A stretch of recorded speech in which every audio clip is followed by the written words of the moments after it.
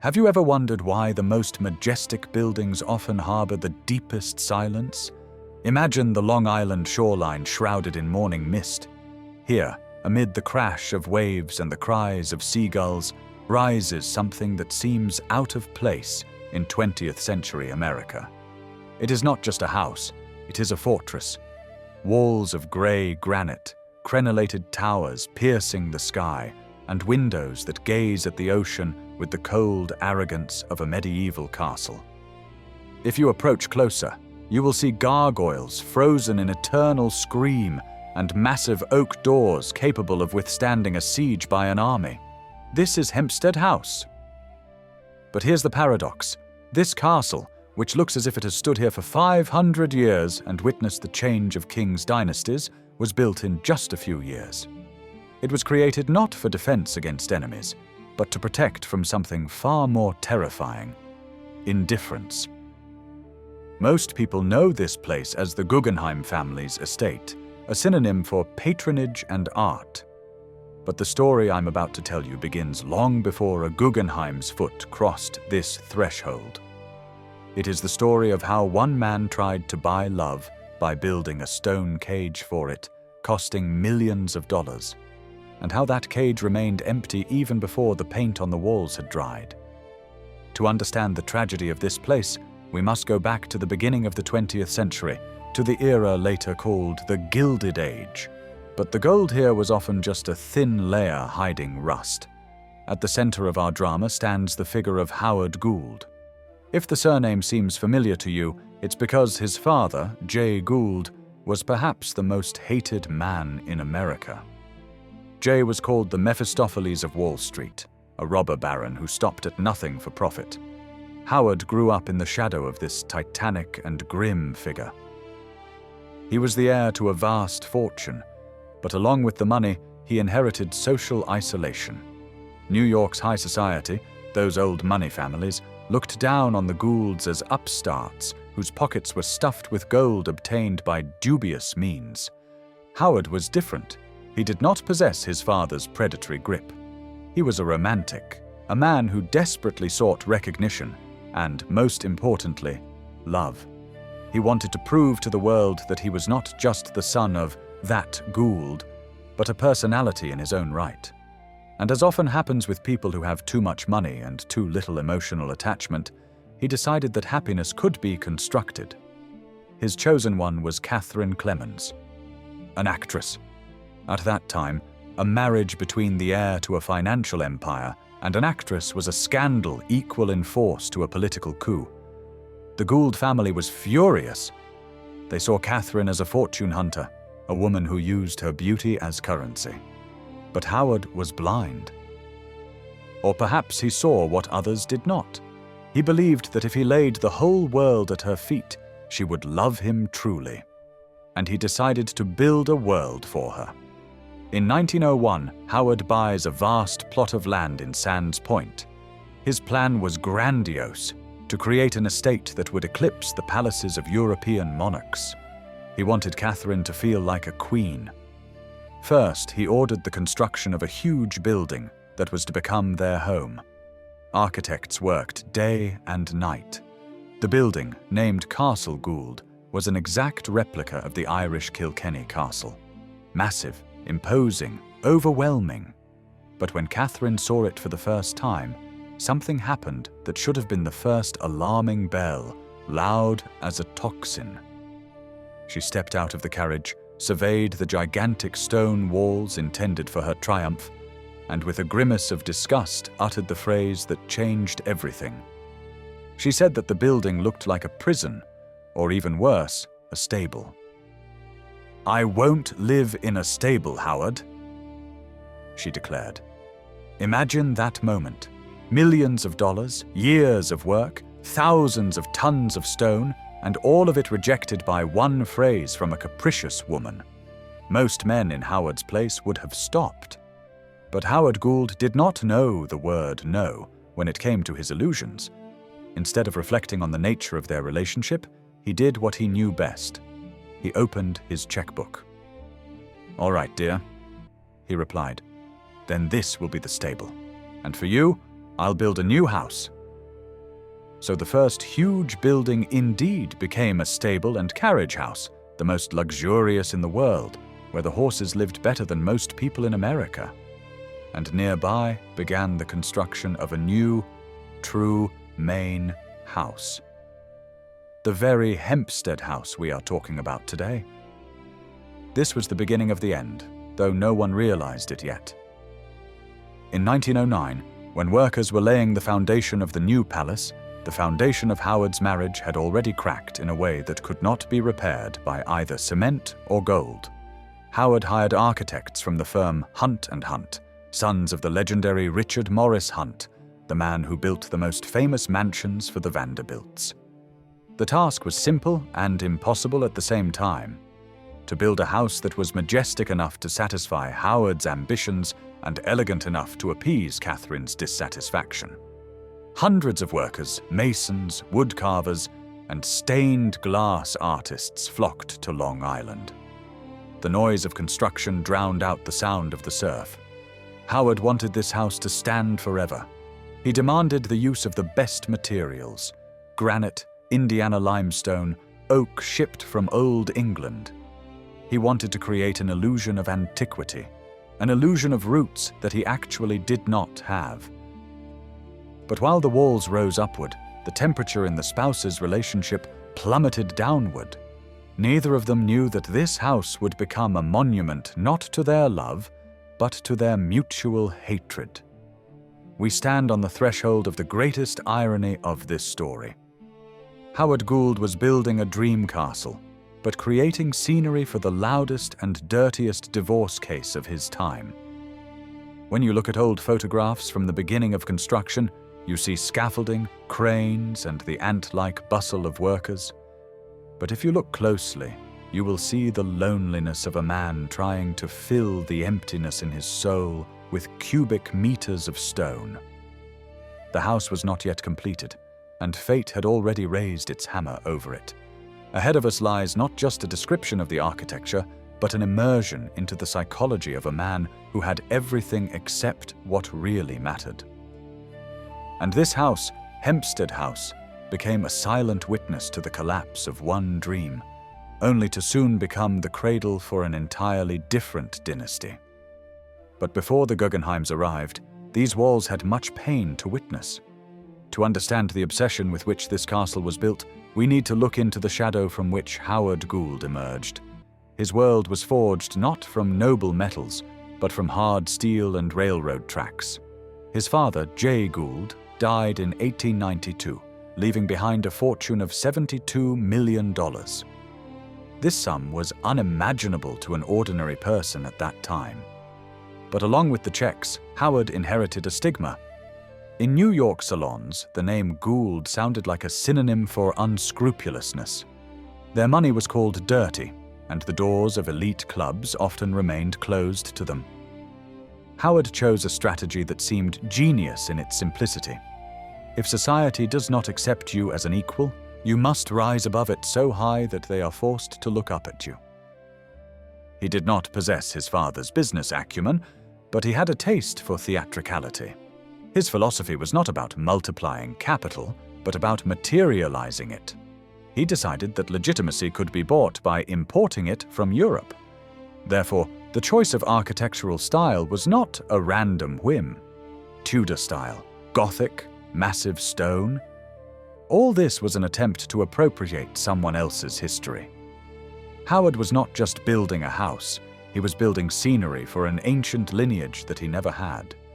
By copying the Irish Kilkenny Castle, he seemed to tell New York's old money that his walls were thicker and his towers taller.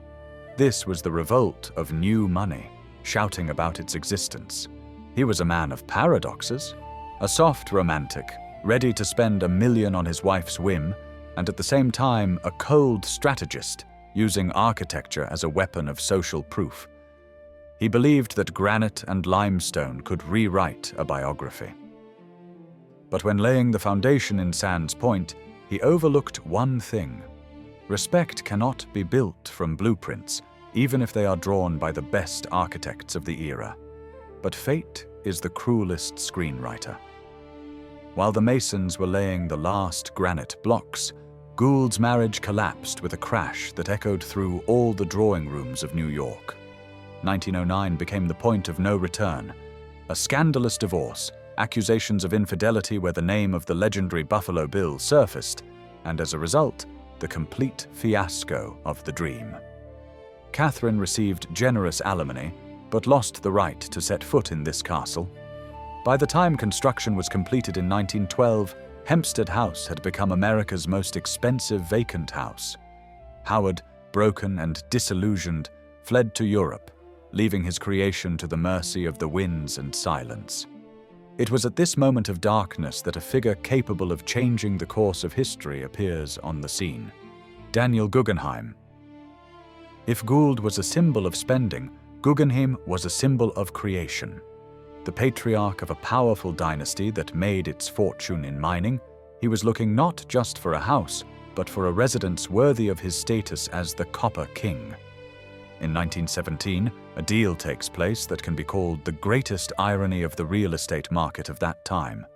Howard Gould, who invested millions in construction and furnishings, sells everything: the castle, the land, furniture, tapestries, and even the silverware, for just $600,000.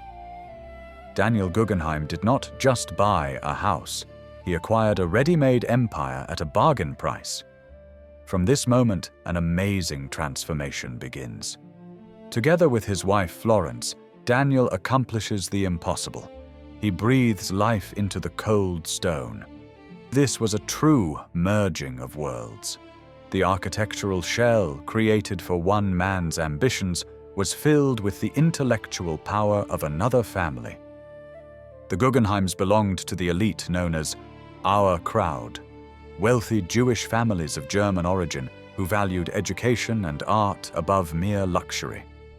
Florence Guggenheim became the soul of this place. She saw the potential for warmth and light behind the gloomy walls. Under their guidance, Hempstead House ceased to be a monument to a broken heart and became a magnet for the greatest minds of the era. The old Gould money built the stage, but it was the new Guggenheim money that began performing a play on it that would change the world. The castle, conceived as a cage for an actress, became a launch pad for pioneers of aviation and philanthropy.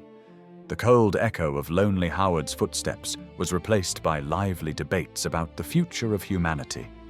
Let us open these massive oak doors and step inside. If outside Hempstead House is a stern fortress ready to repel a siege, then inside it is a temple of light meant to dazzle. The first thing that strikes the senses in the grand foyer is the overwhelming scale. Ceilings soar 60 feet high, making anyone entering feel like a grain of sand in this stone sack. But notice the contrast in materials.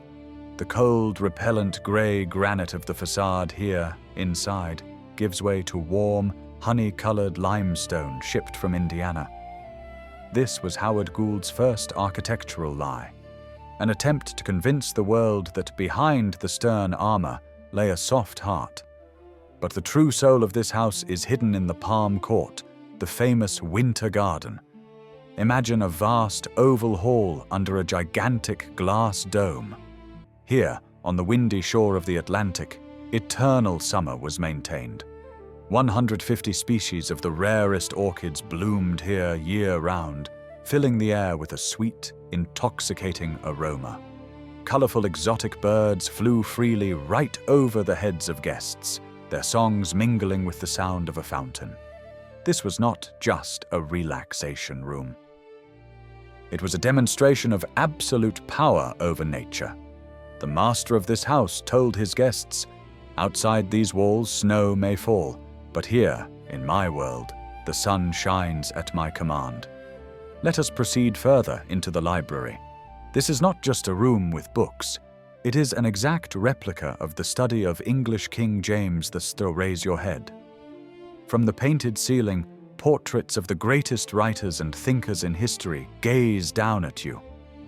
Gould, who had not a drop of royal blood and did not finish universities, simply bought himself an atmosphere of monarchical wisdom. Every detail here, from the carved fireplace to the velvet drapes, screams of status. Now listen. In the dining room, the walls seem made of solid walnut panels, but this is clever camouflage. Behind them are hidden hundreds of pipes of a massive Wurlitzer organ. When the organist touched the keys, the music did not pour from one point. The sound emerged through special grills in the floor and walls, making the house itself vibrate and sing. Guests dined inside a musical instrument. The 40 rooms of this palace were created to impress, but each of them, from the gold ceilings of the billiard room to the marble baths, was permeated with a deep psychological complex, the fear of silence and oblivion. But even the thickest walls cannot protect from that which levels kings and paupers. The Golden Age of Hempstead House, filled with laughter, music, and the clink of crystal, had its expiration date. While the roaring 20s raged outside the windows, inside this castle a quiet drama of decline unfolded. Daniel Guggenheim, the man whose name opened any door, began to weaken. The great philanthropist, who funded the conquest of the skies, found himself chained to the earth by his own body. In 1930, death knocked on the massive doors of the castle. Daniel passed away, and with him, the soul departed from Hempstead House. It is here that we encounter the deepest moral conflict of this story.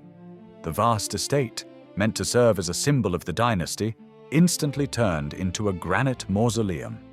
Florence Guggenheim was left alone in 40 rooms, where every corner, every chair, and every painting reminded her of her lost husband. At this moment, Florence makes a decision that completely overturns the meaning of owning such wealth. Most magnates' widows would cling to their palaces as the last bastions of status. But Florence did otherwise. She realized the frightening truth. This castle was too vast for one person and too cold for a lonely heart.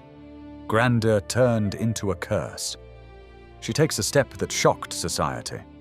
Florence closes the main house. She does not sell it, does not rent it out. She simply turns off the lights.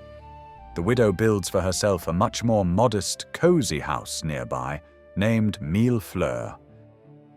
Imagine this contrast. The majestic Hempstead House, full of antiques and masterpieces of art, stands locked, sinking into darkness and dust, while its mistress seeks solace in simplicity. This was a moral turning point. Florence unwittingly acknowledged what Howard Gould had refused to see. Happiness is not measured in square feet. The castle, built on one man's ambitions and bought by another's, proved unnecessary to anyone as soon as love departed from it. The Wurlitzer organ fell silent. The birds in the palm court continued to sing, but now only silence listened to them. This was not just a personal tragedy. It was a verdict on the entire era of unrestrained accumulation. The house, created for eternity, could not outlive even one generation of its owners without becoming a burden. But the silence that enveloped the castle was deceptive. While Florence Guggenheim lived in her cozy Mille Fleurs, the world beyond the wrought iron gates of Sands Point began to burn. World War II had begun, and it was this global cataclysm that became the catalyst for the most astonishing metamorphosis of Hempstead House. A great crisis demands great gestures. Florence, a woman raised in the traditions of public service, could not allow 40 rooms to stand empty while the world crumbled. She opened the castle's doors. But this time, it was not magnates and aviators who stepped on the marble floors, but frightened children.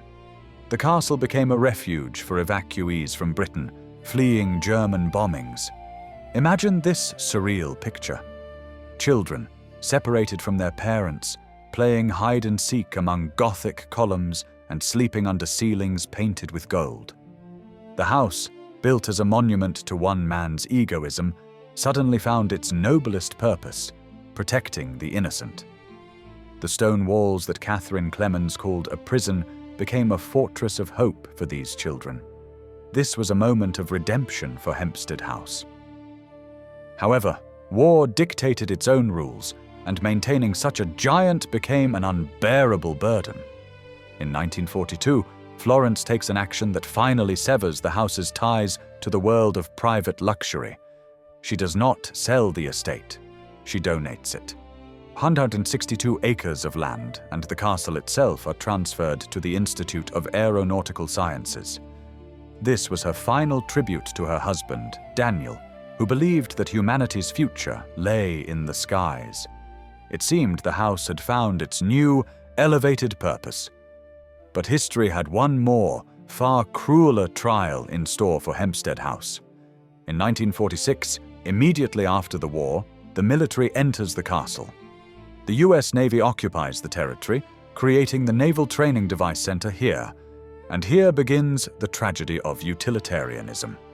Military engineers and bureaucrats did not see a masterpiece of architecture in this building. They saw square meters. A period began that art historians call barbarism. Carved walnut panels, which masters had carved for years, were covered with a thick layer of cheap government paint. Unique frescoes were hidden behind plywood.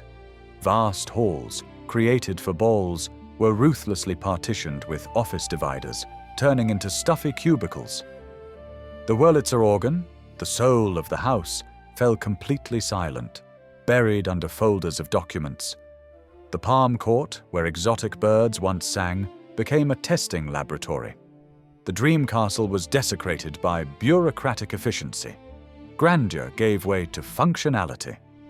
From 1946 to 1967, Hempstead House existed as a ghost of itself. Outside, the same majestic palace, and inside, a faceless government facility where the clatter of typewriters drowned out the whisper of history. This was the deepest identity crisis. The house lost not only its owners, it lost its face. It seemed that the era of romance and ambition had finally lost to the era of pragmatism. But it was in this humiliation, in this fall from the heights of wealth to the level of a government institution, that the castle underwent a cleansing necessary for its final, eternal rebirth. It survived, even though they tried to turn it into a warehouse for papers. And when the military finally left, leaving behind peeling paint and holes in the walls, it became clear: true grandeur cannot be painted over. When the military vacated the estate in 1967, they left behind a weary, wounded house. It seemed that the story of Hempstead House was destined to end like that of many Gold Coast palaces, demolition and oblivion. But this castle had a different fate. In 1971, Nassau County made a decision that saved the legacy of two dynasties. The estate became public property. A long and meticulous process of healing began.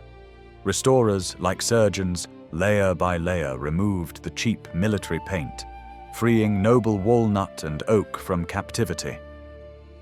The limestone was washed of decades of dust, and the house began to breathe again. Today, strolling through Sands Point Preserve, you see not just a museum. You see a living set that continues to play roles. The irony of fate. Howard Gould built this house as a theatrical stage for his life, and now the house has become a star of real cinema. Here they filmed Scent of a Woman. Here the heroes of Boardwalk Empire wandered. Here, in the gloomy corridors, scenes for Gotham were even shot. The castle, once rejected by one actress, now welcomes Hollywood stars like family. But what do these walls truly whisper about when the film crews leave and the last tourists depart? Hempstead House stands today as a great teacher. It teaches us a harsh lesson about the nature of ambition. Howard Gould believed that stone and gold could buy love and respect. He was wrong.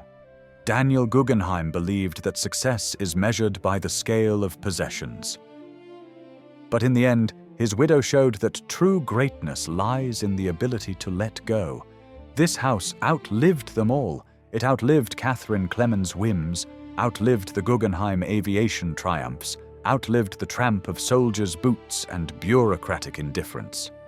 It stands today not as a monument to wealth, but as a reminder that everything we build for centuries does not truly belong to us. We are merely temporary custodians. Many literary historians argue whether Sands Point was the prototype for East Egg in Fitzgerald's The Great Gatsby. Looking at Hempstead House, you realize that geographical accuracy doesn't matter. This house is the embodied spirit of Gatsby. It is a dream frozen in stone, beautiful, grandiose, and infinitely lonely.